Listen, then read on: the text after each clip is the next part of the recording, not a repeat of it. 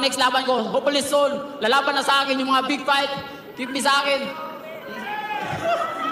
Now you know it, now you know it, come on. 산체스のプレッシャー、左手2回目、サンチェスのプレッシャー、カシメロの左が火を吹いた。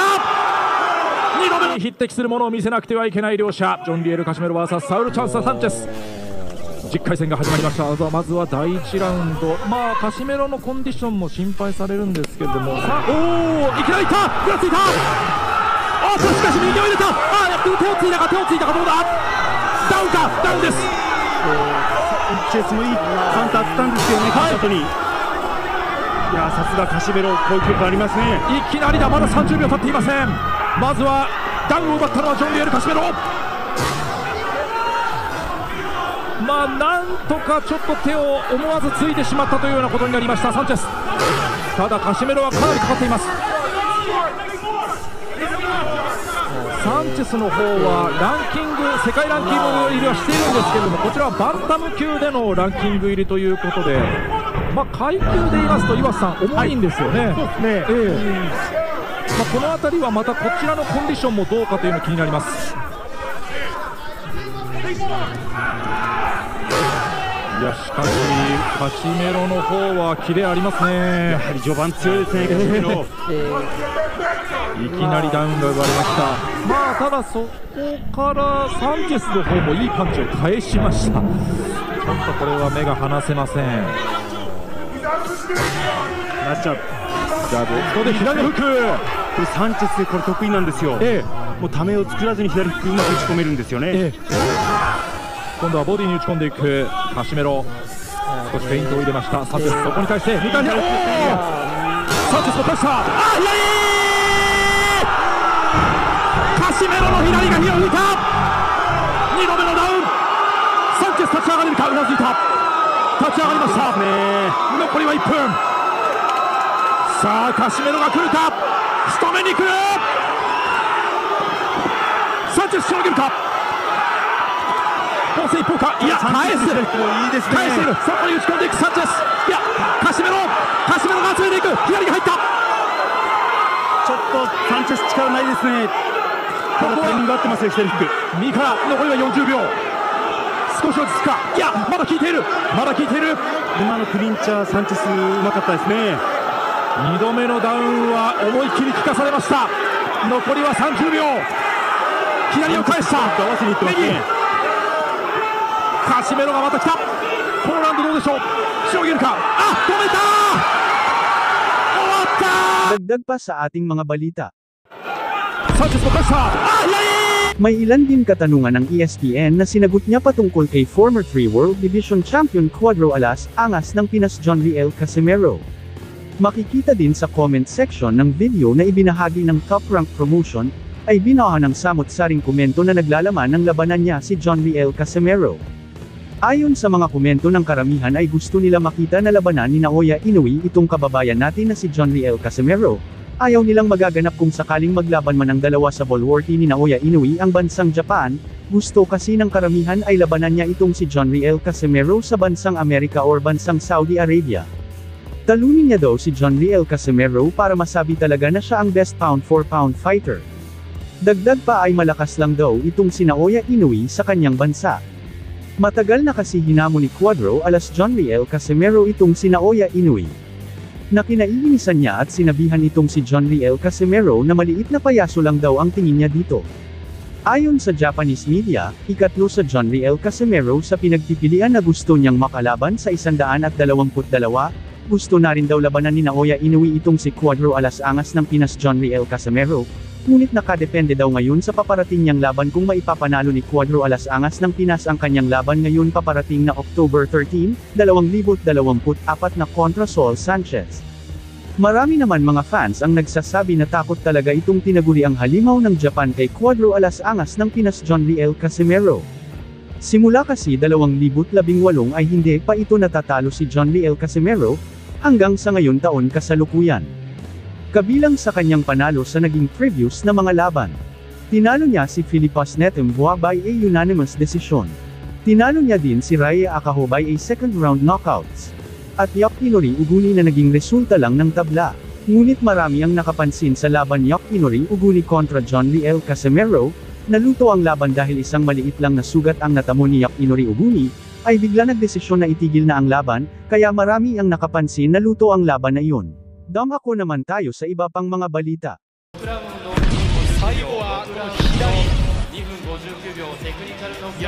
So Junto Nakatani wagi sa laban niya kontra Pech Sword Chitpatana, pinatumba ni Junto Nakatani by 6-round TKO, itong si Chitpatana, dahil dito ay umakyat na ang undefeated record ni Nakatani sa 29 wins, 22 knockouts at wala pa itong bahid ng pagkatalo, habang si Chitpatana naman ay bumagsak ito sa 76 wins, 53 knockouts at meron na itong 2 talo. Habang ang pambato naman natin na si Gerwin Asilo ay bigo itong manalo, kontra sa Japanese superstar Tenshin Nasukawa, nanalo itong pambato ng hapon by a lopsided unanimous decision sa score na 98-91, 97-92, nagawang pabagsakin ni Nasukawa sa round 9 itong pambato ng Pilipinas na si Gerwin Asilo. Dagdag pa sa ating mga balita.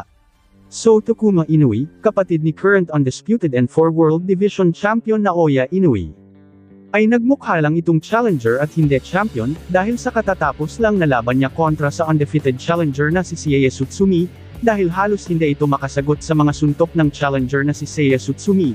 Halos panay lang ito depensa at sa buong 12 rounds ay talagang nagpapaulan ng mga suntok itong challenger na si Seiya Tsutsumi, kaya halos panay lang ito depensa, kasi kapag makikipagsabayan siya sa challenger ay tiyak tatapusin siya ng challenger sa maikling oras lang. Ngunit sa ginagawa niyang puro depensa ay hindi na ito nakatagal, dahil pinabagsak na siya rito ng challenger, kaya nakuha ng challenger na si Seiya Tsutsumi ang naturang panalo, sa score na 114 hanggang 113, 115 hanggang 112 at 117 hanggang 110, at siya na ngayon ang bagong kampyon ng WBA Bantamweight World Champion, at umakyat na rin ang kanyang record na 12 wins 8 knockouts at wala pa itong talo. Sa laban na ito ay talagang saksi si Naoya Inoue kung paano bugbugin ang kanyang kapatid sa kanyang harapan na halos pinangigilan niya ito. Sa kabilang banda, pagkatapos patumbahin ni former 3 World Division Champion Cuadro Alas angas ng Pinas John Riel Casimero si Saul Sanchez. Sanchez mo kasa! Sanchez mo kasa! Casimero no hinari ga hinuhita!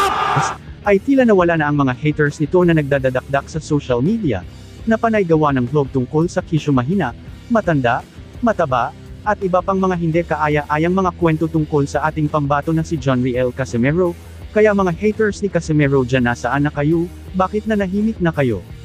Bukod dyan ay dumako muli tayo sa naging interview kay John Riel Casimero, dahil talagang gustong-gusto na rin labanan ni John Riel Casimero at kahit sa interview niya ay hinahanap niya parent si current undefeated and 4 World Division Champion Naoya Inoue. Next laban ko, hopefully soon, lalaban na sa akin yung mga big fight, keep me sa akin. Naoya Inoue, we're Naoya Inoue, come on!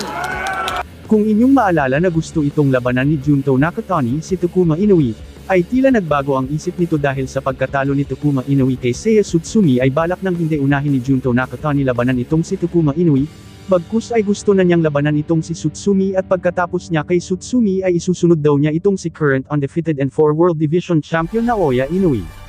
Kaya abang-abang lang tayo sa mga susunod na mga latest update tungkol dito. He weighed in at a trim and ready 117 1/4 pounds. He is undefeated in his campaign in the ring with a spectacular record of 28 wins, no losses, with 21 wins coming by way of knockout. Tonight, he is making the second defense of his current world title. Ladies and gentlemen, please welcome the renowned 3-division world champion. Here is the undefeated, reigning and defending WBC Bantamweight Champion of the World, introducing Junto Nakatani.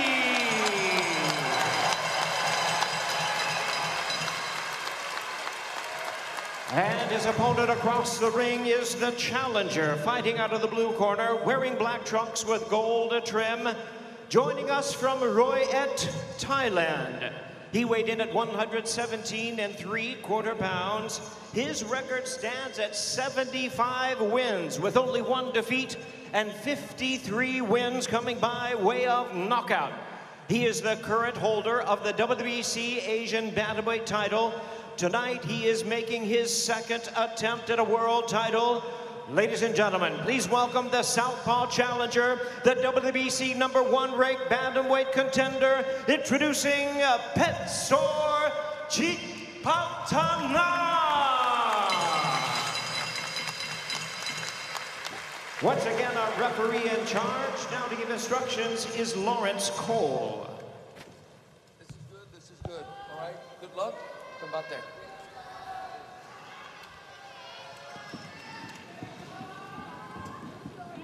Lawrence Cole, the third man in the ring tonight. Christina Poncher and Nico Ali Walsh here with you for our main event. This one's scheduled for 12 rounds for the WBC Bantamweight World Championship. The champion Junto Nakatani there in the southpaw stance with the red trunks and white trim.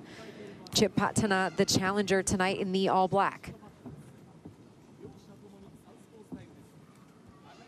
78 professional fights for Chipatana, 53 of those won by KO, 28-0 for Nakatani, 21 knockouts.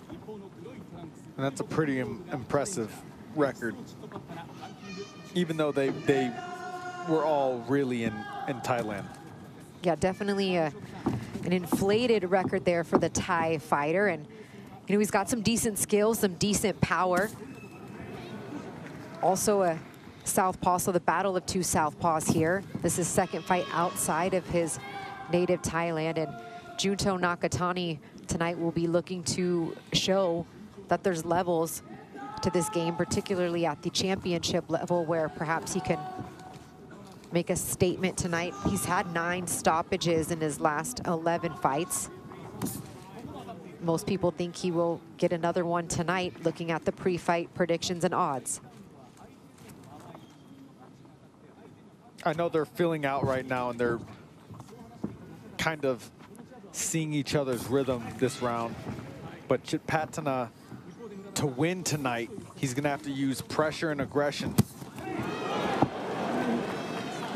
Great shot from Nakatani. Already tasting a bit of the power there from the champion.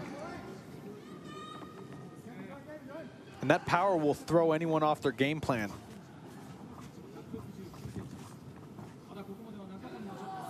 Nakatani shooting the jab there with the lead right hand. Chipatana looking to close the distance. Hasn't thrown much of anything here in the first 2 minutes of round 1. Nakatani using the jab. Yeah, right now Nakatani's reading him. He's downloading information.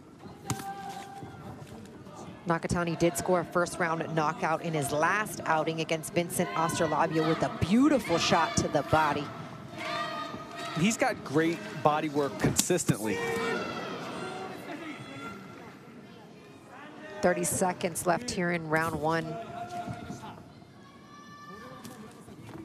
There, Chipatana looks to shoot the jab and misses with the left hand.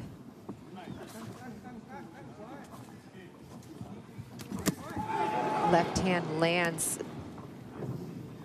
for Nakatani. Back to the jab. Doubling up on the jab is Chipatana. Right now here in round 6. Nakatani's doubling a lot of his lead shots. A lot of lead right hooks, a lot of lead right uppercuts. And they're landing.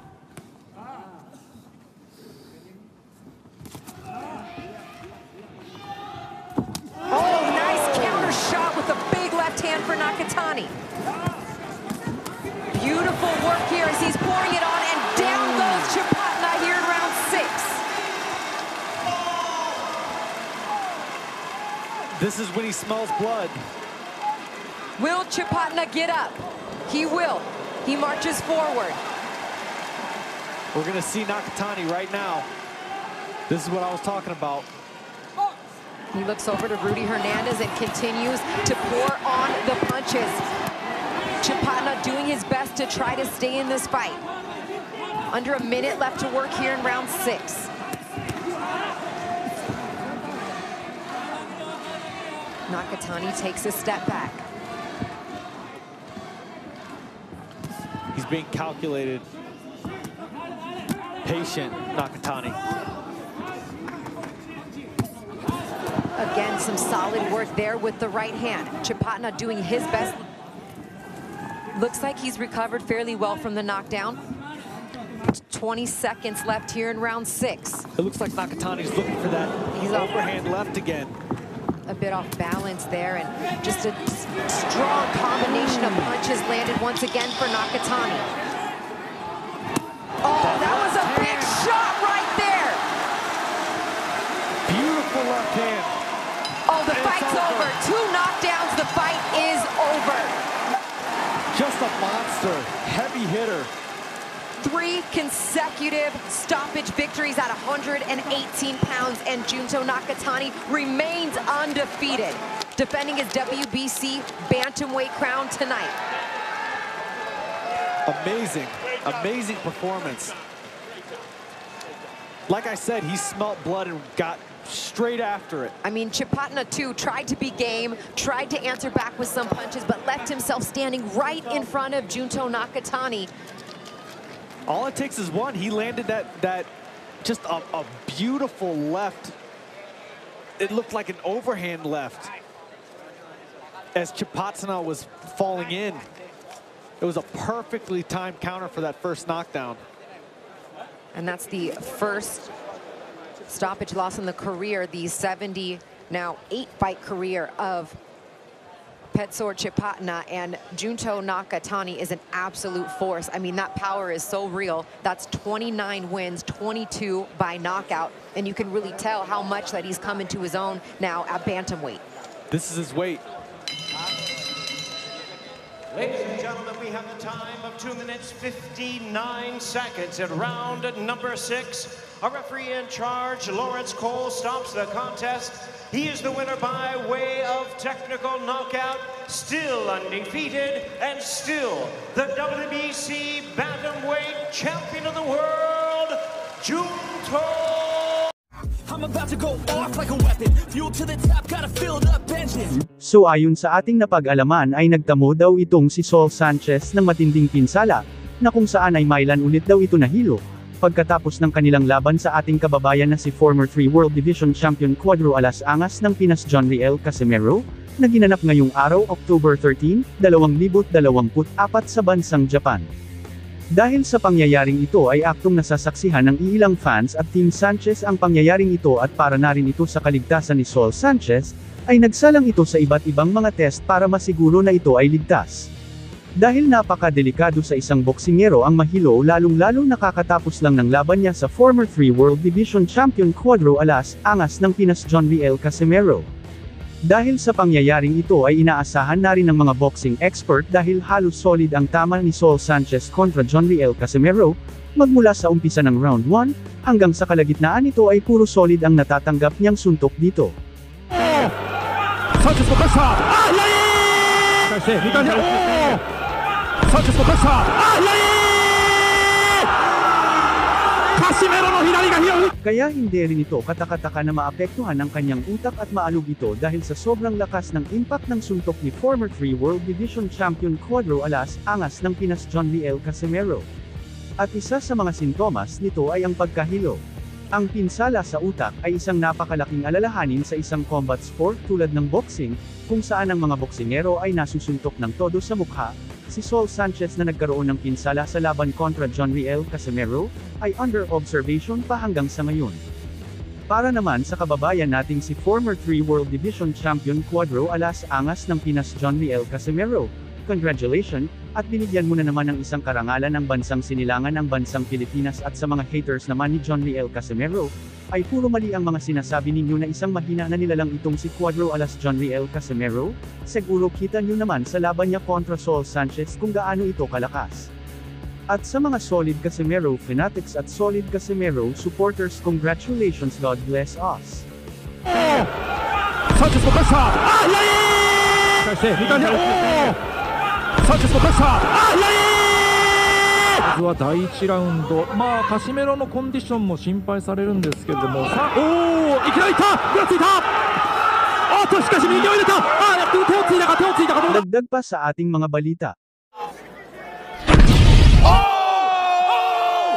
Maingay at matunog na ang planong pagkasa ng bigating sikat na promoter na si Bob Arum, sa laban ng dalawang Japanese boxer at parihas undefeated world champion.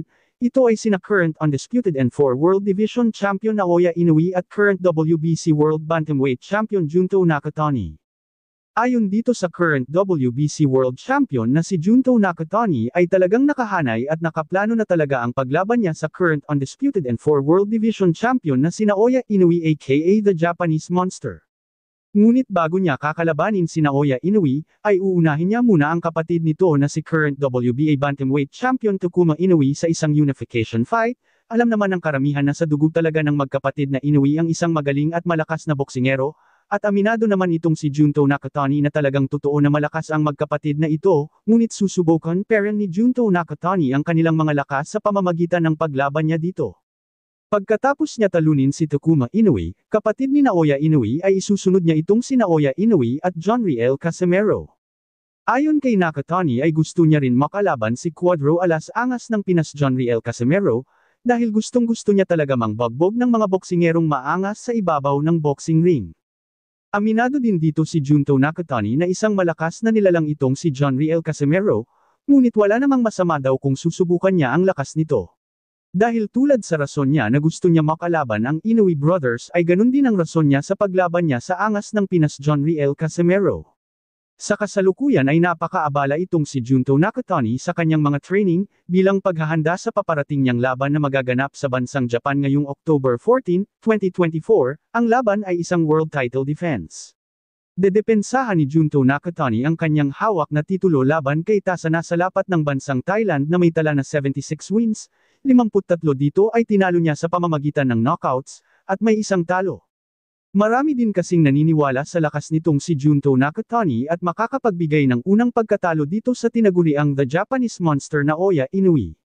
Kaya kabang-abang talaga ang laban Naoya Inoue kontra Junto Nakatani at Jonriel Casimero kontra Junto Nakatani. Ano sa tingin nyo guys, babagsak kaya si Junto Nakatani sa mga kamay ni Naoya Inoue or babagsak ito sa mga kamay ng tinaguriang Cuadro Alas Angas ng Pinas Jonriel Casimero?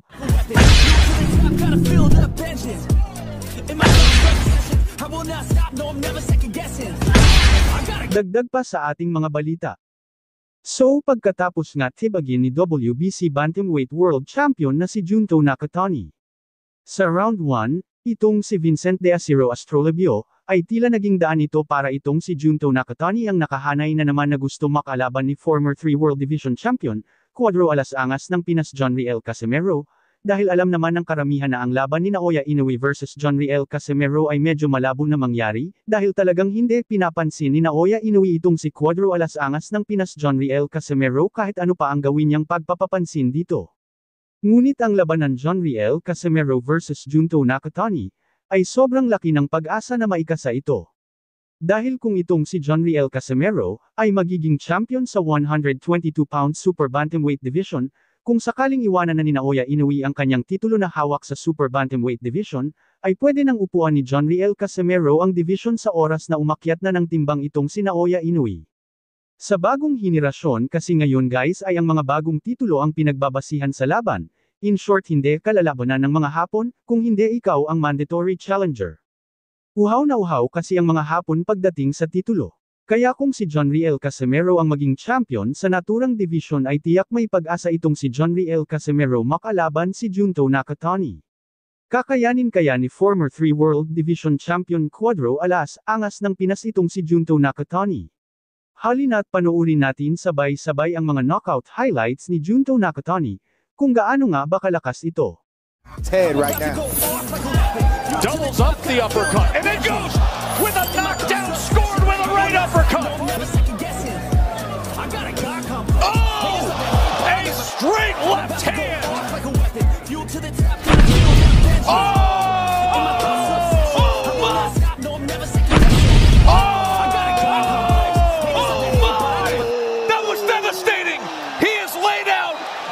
Thank you for watching. Salamat sa inyong panunood.